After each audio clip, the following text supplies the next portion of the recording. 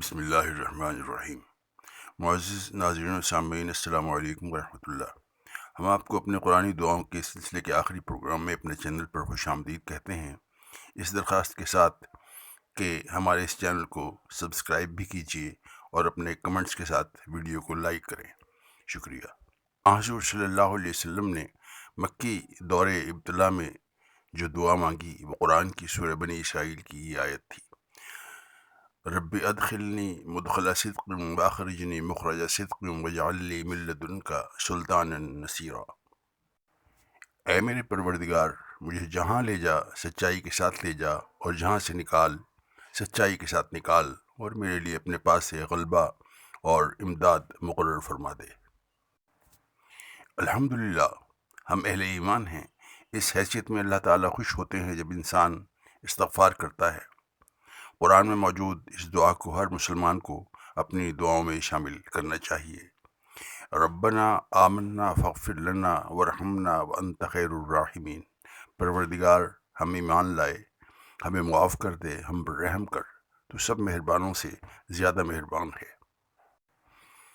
فتنوں سے بچنے کے لیے قرآن پاک کی سورہ ممتحنہ میں یہ دعا تعلیم کی گئی ہے: ربنا علیک توکلنا والیک انبنا والیک المصیر، ربنا لا تجعلنا فتنة للذین کفروا واغفر لنا ربنا انک انت العزیز الحکیم۔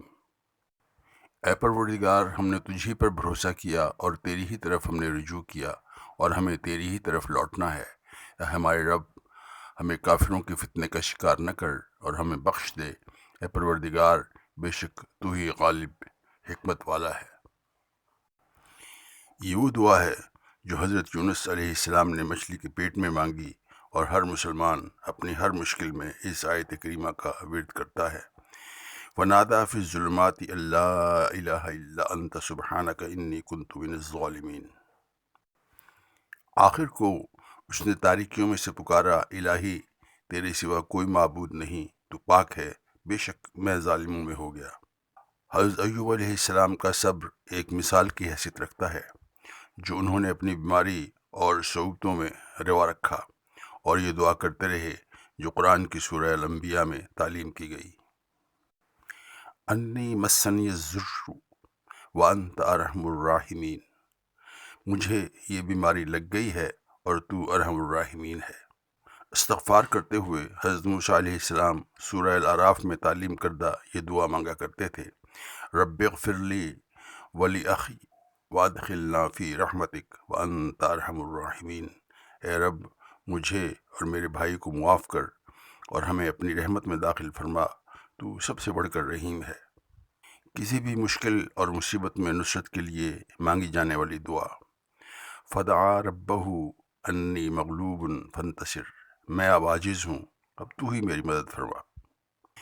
دعائیں مانگنا سنت بھی ہے اور اللہ کا محبوب عمل بھی، لہٰذا دعائیں مانگنا جاری رکھیں اور اللہ کی رحمت سے قبولیت کی امید نہیں، یقین رکھیں۔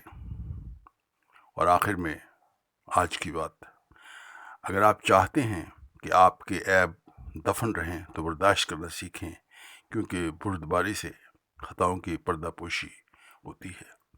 اگلی ویلاگ تک اجازت۔ اپنا اور اپنے پیاروں کا بہت خیال رکھیں۔ اللہ حافظ الناصر۔